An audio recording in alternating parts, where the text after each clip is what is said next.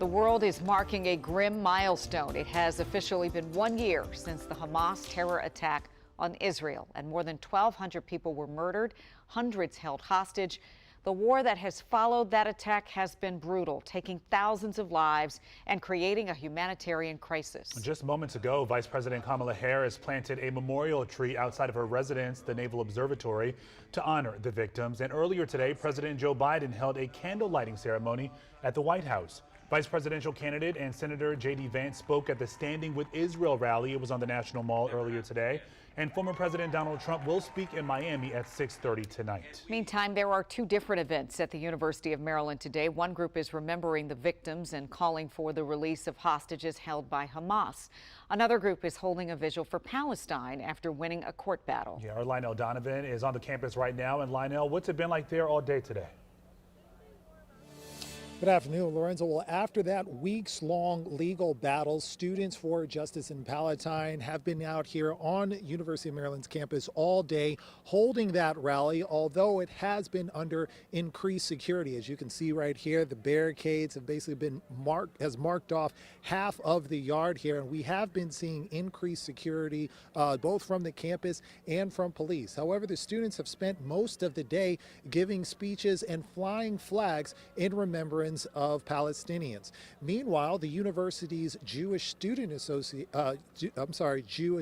Union just wrapped up an event that they had to highlight the hostages that are still held by Hamas. Now, the theme for both events was remembrance for all of the victims who have lost their lives in this ongoing conflict. Today, the University of Maryland was the site of a rally that almost didn't happen. We need to completely dismantle. Students for Justice in Palestine gathered in the middle of campus to call for an end to the violence against the Palestinians by the Israeli government. So as students, as human beings, we have a responsibility to stand up for all people around the world who are being oppressed, because we believe in collective liberation, right? Nobody is free until we are all free. However, the group planned the rally to be held on October 7th, exactly 1 year after a Hamas attack that left around 1,200 Israelis dead and hundreds kidnapped. Last month, the university canceled all non-university sponsored events on that day out of, quote, an abundance of caution. The initial cancellation was met with varied responses. We're very proud, when they shut it down, because we didn't think it was needed, especially on this day. We thought it was disrespectful to be done on this day. I was not surprised, but I was very frustrated, disappointed. I definitely, the way that the campus has been treating SJP and orgs like Terp Chirp, it definitely was not surprising again, but yeah, it was very frustrating. The group eventually filed a lawsuit against UMD, claiming their First Amendment rights were violated. Last Tuesday, the judge sided with the students, allowing them to hold the rally.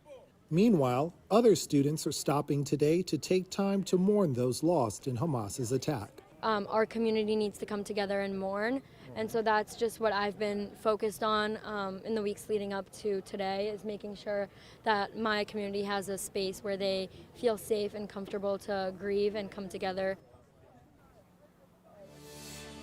Now, the group tells me that they plan on holding a vigil later on tonight in honor of the tens of thousands of Palestinians that have lost their lives since October 7th.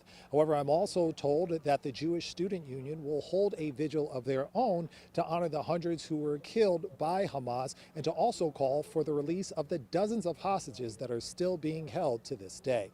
But for now, we're live at UMD. Lionel Donovan, WUSA 9.